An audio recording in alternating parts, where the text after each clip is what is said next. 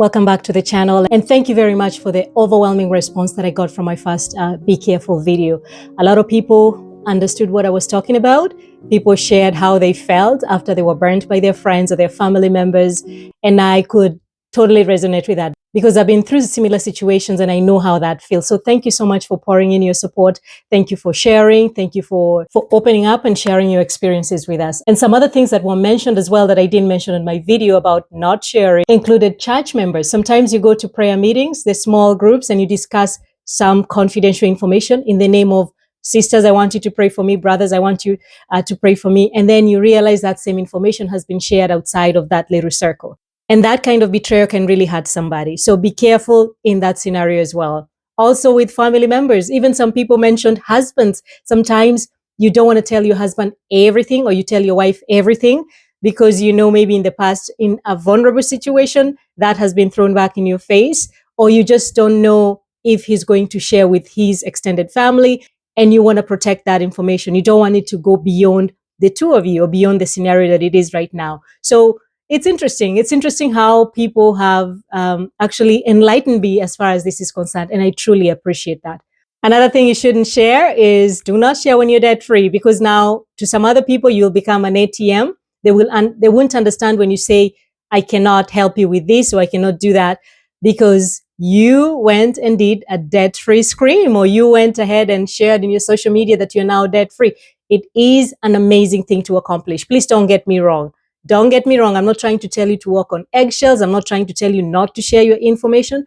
I'm just telling you there could be repercussions when you share certain information. So that would, for me, that's something that I wouldn't do. But for other people, they do it. And I live for those stories. I remember there was a time in my life where I really desired to be debt-free. And I used to watch Dave Ramsey's debt-free screams.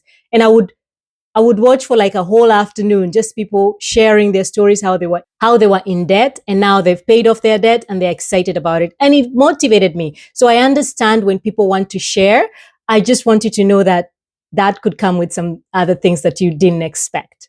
The other thing I would like for us to discuss is like, why do we overshare? Why do people feel they need to like speak and say everything about their family, or they need to show everything that's going on in their life? It's the need for connection, the desire for validation, to want somebody to like you, to want somebody to be your friend. You feel like I need to tell them this, I need to tell them that. Oh, if I say this, maybe they will be more inclined to be my friend. And it becomes a desire for validation, a need to be heard, seen, and understood. And you find yourself sharing way too much than you should. And this just comes from a place of emptiness, if you will. Like you feel like that void can be filled by someone. And then you're like, oh, let me identify somebody who can fill this void for me. And sometimes you identify the wrong person and then you share that information with the wrong person and you find yourself in trouble. Another thing could be low self-esteem, low self-worth. And you feel like maybe if you talk a bit too much, or if you tell somebody a little more in a place where you feel like you're not enough, then you start talking and you talk to the wrong person, and then those things come biting you back. And also poor boundaries. Some people were never taught what healthy boundaries look like and the unhealthy boundaries look like. So you find yourself in a place where you don't know how far to go with someone. You start to think that honesty or spilling or talking too much, like if you say too much, people will think you're honest, but really you're trying to feed that emptiness inside of you. This will have to come from you, where you'll have to educate yourself, know what healthy boundaries look like, and start putting them in place. But for the most part, if you grew up not knowing what boundaries look like or what is to be said and what is not to be said, you find yourself oversharing. And then these things come back and hurt you. You think honesty and vulnerability is just talking. Let's talk about it. And you share and you share, and you don't even stop to ask yourself the questions like, am I talking too much? Is the person I'm sharing with sharing just as much?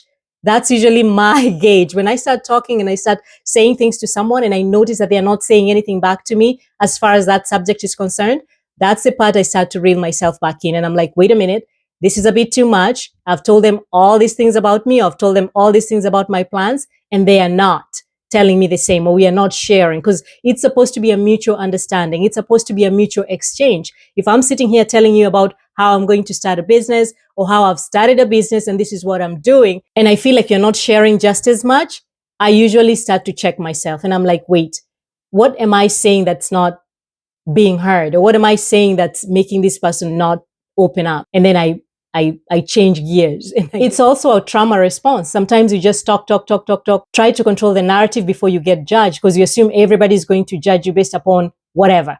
So you feel the need to talk and explain yourself and over explain yourself. You bring up a point and then explain it in so many other words. And then same thing, you're just going around in circles because you're just trying to get whatever is inside of you out.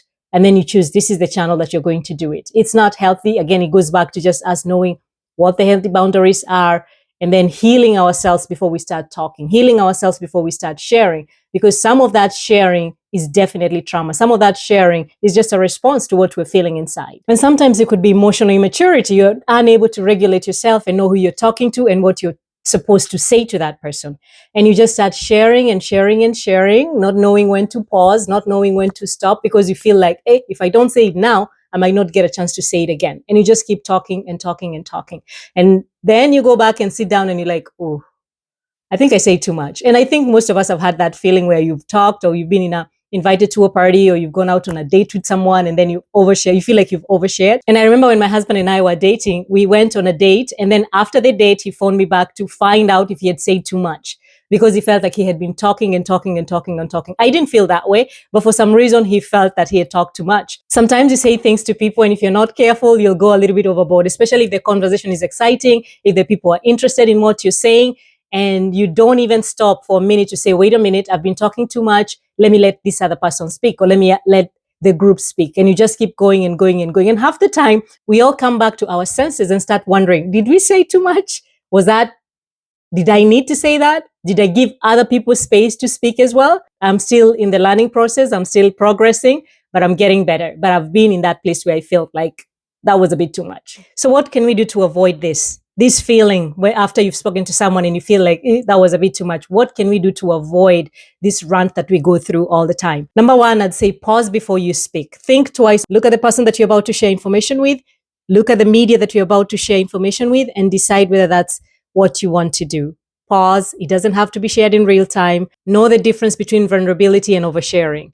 Vulnerability is mutual. You got to feel safe to talk to these people. You know they're going to have your best interest. They're going to carry the burden that you're about to share with you. Oversharing is mostly one-sided. You're just talking so that the other person can hear.